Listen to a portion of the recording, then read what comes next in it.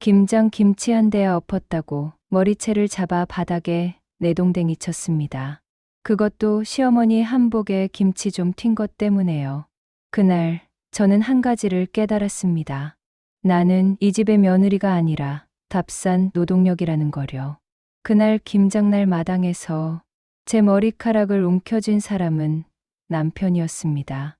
이 옷이 얼마짜린 줄 알아? 일이나 똑바로 하지. 재수가 없으려니까 아주 그냥 번개처럼 뻗어온 손이 제 머리채를 잡아챘고 순간 목이 꺾이는 느낌과 함께 시야가 하얘졌습니다. 붉은 김치, 속이 흩어진 마당, 고춧가루 냄새, 젓갈 비린내, 그리고 뒤에서 새어나오던 시누이들의 웃음. 그날 제 김장만 끝난 게 아니었습니다. 제 결혼 생활도 함께 끝났습니다.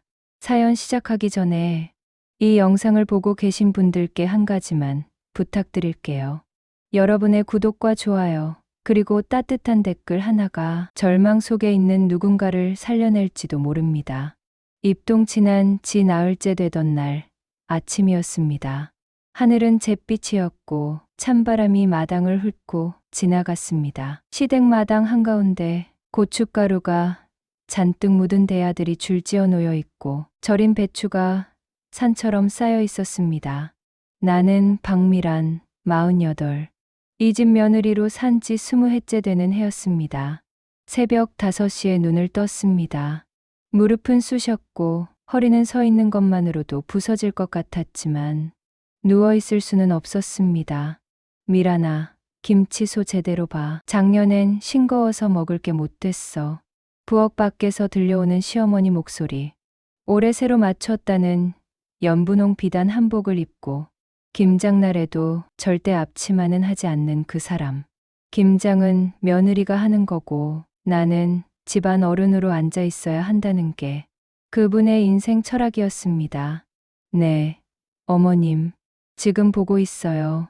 고무장갑 낀 손으로 커다란 양푼을 움켜쥐고 무, 가, 쪽파, 생강, 마늘, 새우젓, 멸치액젓이 뒤엉킨 붉은 김치속을 뒤집었습니다. 팔은 금방 뻐근해졌고 손가락은 얼얼해졌습니다. 그래도 말없이 버무렸습니다. 20해 동안 늘 그랬듯이요. 언니, 힘들면 내가 좀 할까요? 막내 시누이가 슬쩍 다가와 말을 건넸습니다. 하지만 시어머니가 바로 잘랐습니다. 너는 손이 거칠어서 안 돼. 김치는 며느리 손맛이 최고야. 그 말에 시누이는 입꼬리를 올렸고 나는 씁쓸하게 웃었습니다. 며느리 손맛이 최고라면서 정작 양념부터 배추 절이기, 씻기, 버무리기까지 모든 건 제 몫이었으니까요. 10시를 넘길 즈음 남편이 일을 핑계로 일찍 들어왔습니다. 김장은 다 끝났냐? 오늘 거래처 사람들 온단 말이야. 아직 조금 남았어요. 금방 끝낼게요. 내 대답에 남편의 얼굴이 찌푸려졌습니다. 매년 하는 것도 제대로 못하냐? 엄마 혼자 두고 뭐 하는 거야? 엄마 혼자요? 20해 동안 김장날마다 새벽부터 밤까지 무릎 꿇고 앉아 있던 사람은 나였는데요. 하지만 저는 입을 다물었습니다. 이 집에서는 날이 항상 불씨가 되었으니까요. 점심 무렵 시누이들이 도착했습니다. 큰 시누이는 명품 가방을 자랑하며 들어왔고 작은 시누이는 새로 산 코트를 흔들었습니다. 그들은 마당 한켠에 앉아 테이크아웃 커피를 마시며 수다를 떨었습니다. 새언니, 김치 제대로 담그고 있어요? 언니 손이 워낙 거칠어서 김장도 거칠까봐 걱정이네. 작은 시누이가 낄낄 웃으며 말을 보탰습니다. 작년엔 너무 짰잖아요. 물 말아 먹어야 했어요. 나는 대답 대신 고무장갑만 더 꽉 끼었습니다. 고춧가루가 스며들어 화끈거렸지만 가장 아픈 곳은 손이 아니라 마음이었습니다. 그때였습니다. 양푼 가득 버무린 김치속을 들어 시어머니가 앉아있던 쪽으로 옮기려던 순간 발밑에서 미끄덩하는 느낌이 났습니다. 마당에 흘러있던 김치 국물 때문이었습니다. 몸이 휘청이는 것과 동시에 무거운 양푼이 앞으로 기울었습니다. 어머님, 조심하세요. 내가 소리치기도 전에 붉은 김치속이 폭포처럼 쏟아졌습니다. 연분홍 비단 한복, 치마폭 위로 눈가갈 사이에 새 한복은 붉은 젓갈과 고춧가루에 뒤덮였습니다. 아, 내 한복. 이게 무슨 짓이야. 시어머니의 비명이 마당을 찢었습니다. 순간 모든 시선이 나에게 꽂혔습니다. 어머님, 죄송해요. 제가 휴지와 행주를 찾으려 허둥대는 사이 남편이 뛰어왔습니다. 이 미친 게 눈이 달렸냐? 그의 손이 번개처럼 제 머리카락을 움켜쥐었습니다. 옷이 얼마짜리인 줄 아냐고. 800만 원이다. 800만 원. 머리가 뒤로 확 젖혀지며 목에서 뚝 소리가 나는 것 같았습니다. 아, 아파요. 그만. 뭐가 아파? 내가 한 짓 생각하면 이건 약과지. 머리채를 잡은 채 좌우로 세게 흔들어댔습니다. 시야가 빙글빙글 돌았고 머리카락이 뽑히는 느낌에 눈물이 났습니다. 오빠, 그만해. 새언니도 일부러 그런 건 아니잖아. 큰 시누이가 말렸지만 입가에 번진 미소는 감추지 못했습니다. 20년을 살았으면 조심을 했어야지. 엄마, 한복이 장난이냐? 남편은 그대로 제 몸을 밀쳤고 나는 마당 바닥에 내동댕이 쳐졌습니다. 시멘트 바닥에 무릎이 부딪히며 불이 번쩍 튀었습니다. 손바닥에서 피가 스며 나왔고 무릎 살같이 벗겨져 흰 속살이 드러났습니다. 일어나. 당장 엄마 앞에 무릎 꿇고 사죄해. 한복을 붙잡고 울부짖는 시어머니가 독하게 말했습니다. 그러게 내가 처음부터 반대했다. 저런 년들이면 집안이 안 편하다니까. 나는 천천히 일어섰습니다. 무릎에서 피가 흘러내렸지만 이상하게도 더 이상 떨리지 않았습니다. 죄송합니다, 어머님. 입에서 나온 말은 죄송합니다였는데 내 목소리는 생각보다 차가웠습니다. 죄송하다고? 그게 다냐? 한복값은 어떻게 물어낼 건데? 시어머니가 소리쳤습니다. 내가 번 돈으로요? 내 입에서 그런 말이 나온 순간 마당이 조용해졌습니다. 내가 20년 동안 이 집에서 번 돈이 얼마인지 아세요, 어머님? 새벽부터 밤까지 밥하고 빨래하고 병원 모시고 손주 키우고 그게 다 공짜 노동이었죠. 근데 제가 번 돈이 어디 있습니까? 남편 얼굴이 붉게 달아올랐습니다. 지금 나한테 되드는 거냐? 손이 또 올라오려는 순간 이번엔 내가 한 발 뒤로 물러섰습니다. 때리세요. 어머님 앞에서, 동생들 앞에서 또 때려보세요.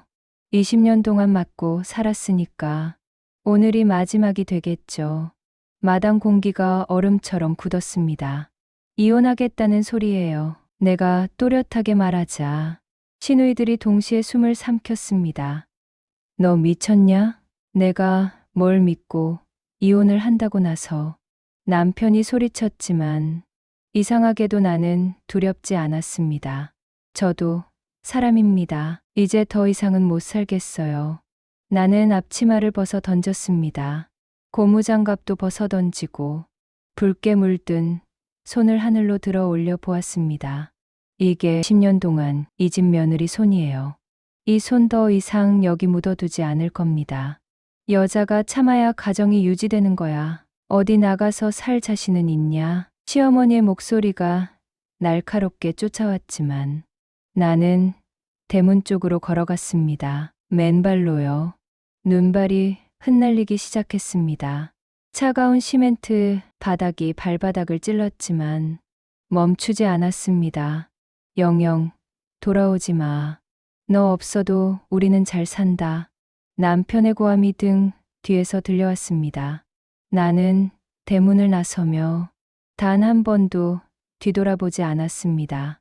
그때는 몰랐습니다. 그 발걸음이 내 인생을 완전히 바꾸는 첫 번째 발자국이 될 줄은요. 버스 정류장에 도착했을 땐 발가락 감각이 거의 사라져 있었습니다. 주머니에는 휴대폰도 지갑도 없었습니다. 그냥 젖은 바지와 낡은 스웨터, 그리고 김치 국물 얼룩뿐이었죠. 이제 어디로 가지? 눈발 사이로 흩어지는 제 목소리. 죽어도 그 집으로는 돌아가지 않겠다고 마음속으로 몇 번이고 되뇌었습니다. 눈이 더 굵어질 때쯤 검은색 고급 세단 한 대가 정류장 앞에 멈춰 섰습니다. 운전석 창문이 내려가더니 정장을 입은 기사가 고개를 내밀었습니다.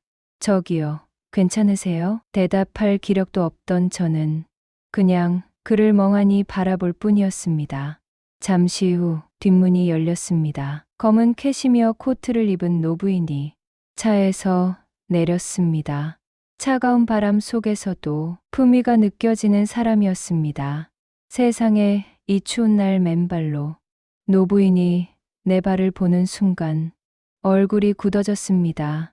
발은 새파랗게 얼어 있었고 피와 김치 국물이 뒤엉켜 있었습니다. 김 기사, 빨리 태워요. 지금 바로 병원으로 갑시다. 그녀의 말에 기사님이 서둘러 나를 부축했습니다.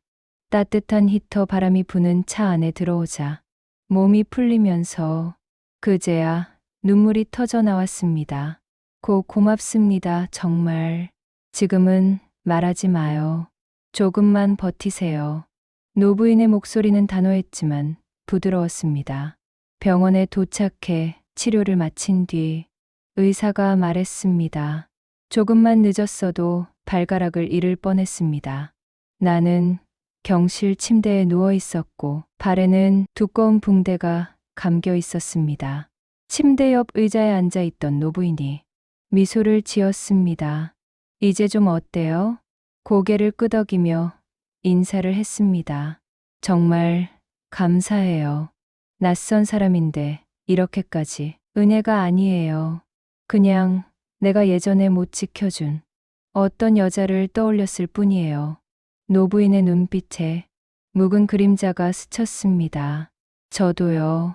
김장날 맨발로 도망친 적이 있거든요. 그 말에 숨이 턱 막혔습니다. 네, 40년 전 이야기예요. 시어머니가 김치, 양념 조금 튄 걸로 제 뺨을 후려쳤죠. 남편은 그 옆에서 보고만 있었고요. 그날 나도 맨발로 뛰쳐나왔어요. 다시는 그 집 문턱을 넘지 않겠다고 결심했죠. 그녀는 잠시 눈을 감았다가 뜨더니 미소를 지었습니다.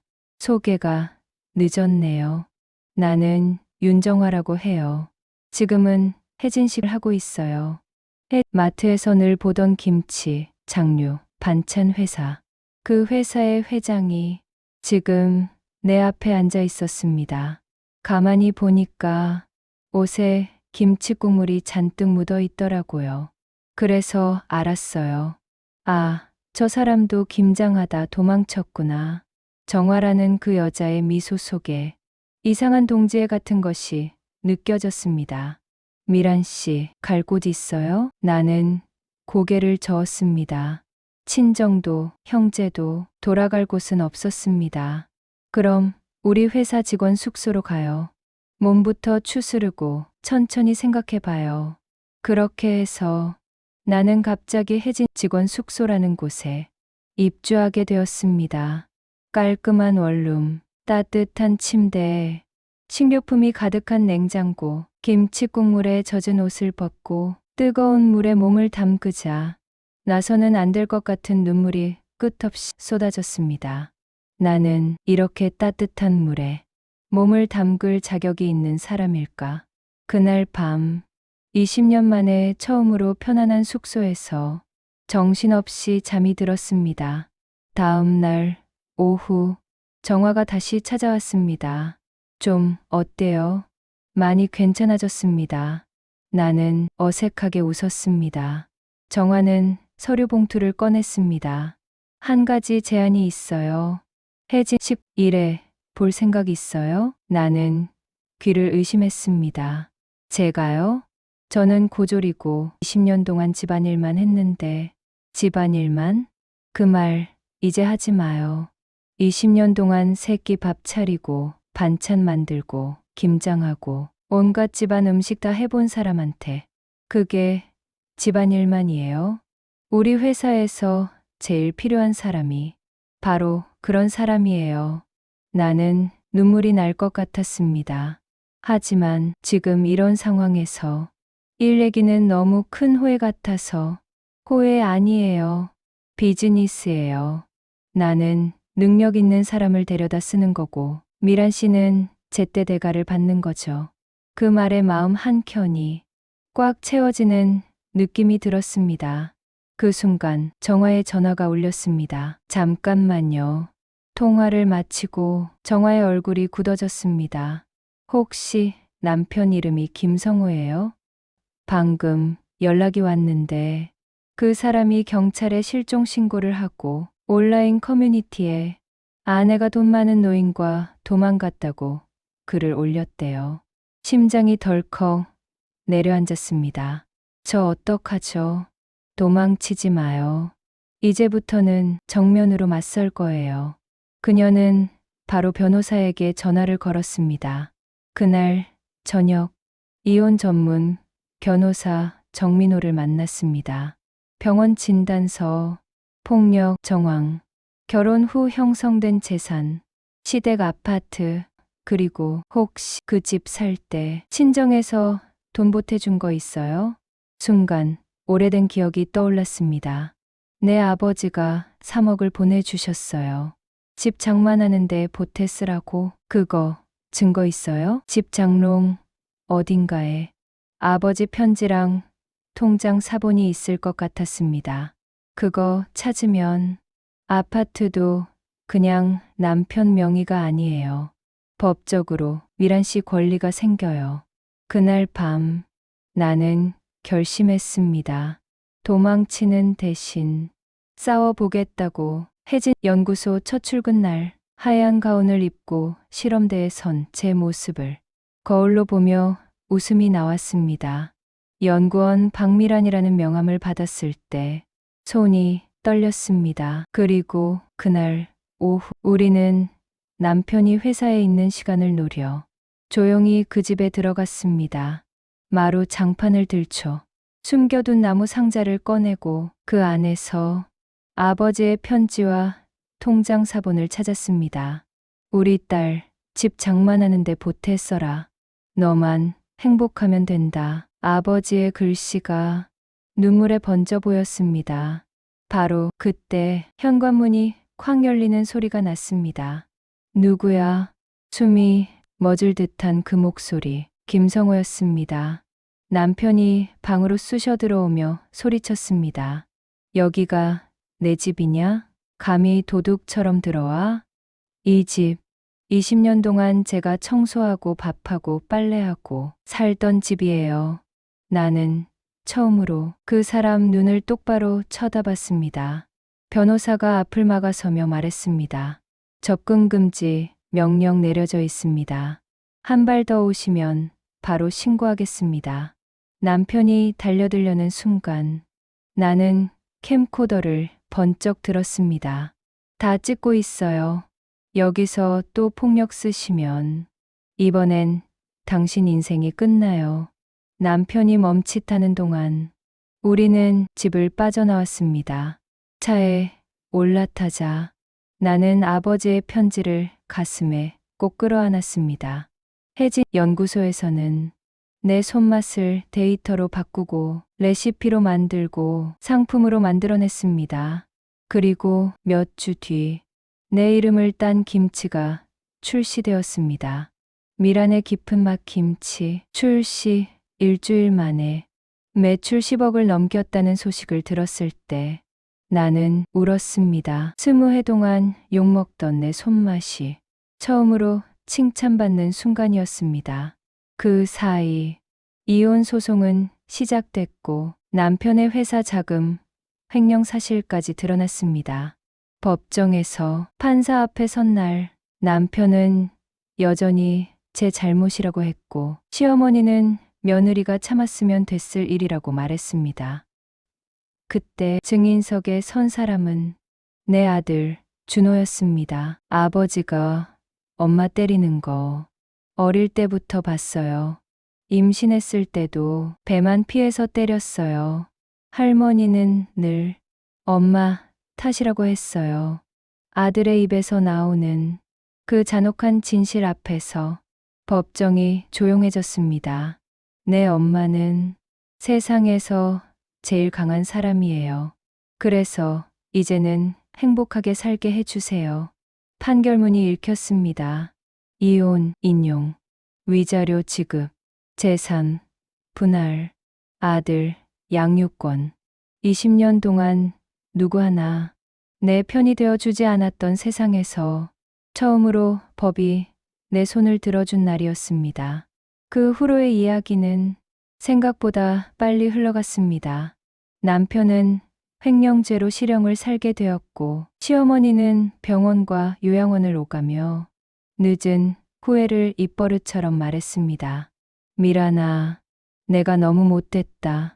병실 침대 위에 말라버린 손을 나는 조용히 잡아주었습니다. 지난 년은 결코 사라지지 않겠지만 이제는 그 무게에 짓눌려 살진 않기로 했습니다.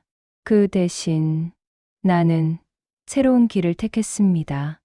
혜진의 도움으로 미란의 손맛이라는 작은 식당을 열었고 내 김치와 찬들을 찾는 손님들로 문전성시를 이루게 되었습니다. 그리고 김장철이 돌아올 때마다 나는 쉼터에 있는 여자들과 함께 김치를 담급니다. 남편에게, 시어머니에게, 세상에게 맞으면서 살던 그 시간들을 조용히 하지만 단단하게 녹여 넣습니다. 여러분, 김치 속이 쏟아져 한복을 버렸다고 한 여자의 인생이 끝나는 게 아닙니다. 그 붉은 김치 속이 누군가에게는 수치와 절망이었지만 저에게는 새 인생의 시작을 알리는 색이었습니다. 혹시 지금 이 영상을 보고 있는 분들 중에 어딘가에서 맞고 욕먹고 참아야 한다는 말에 스스로를 가두고 있는 분이 있다면 꼭 기억해 주세요. 여자가 참아야 가정이 지켜지는 게 아닙니다. 폭력이 멈춰야 가정이 지켜지는 겁니다. 그리고 문을 나서는 그 첫 발걸음이 당신 인생의 가장 큰 기적이 될지도 모릅니다. 제 이야기는 여기까지입니다. 끝까지 들어주셔서 정말 고맙습니다. 혹시라도 이 사연이 어느 한 사람에게라도 용기가 된다면 그것만으로 저는 충분합니다. 여기까지 들으셨다면 구독과 좋아요, 알림 설정 잊지 마시고요. 당신의 작은 클릭이 또 다른 미란을 살려낼지도 모릅니다. 다음 사연에서 또 만날게요. 여러분이 오늘 밤은 누구의 머리채도 잡지 않는 집, 누구도 울지 않는 집이길 진심으로 바랍니다.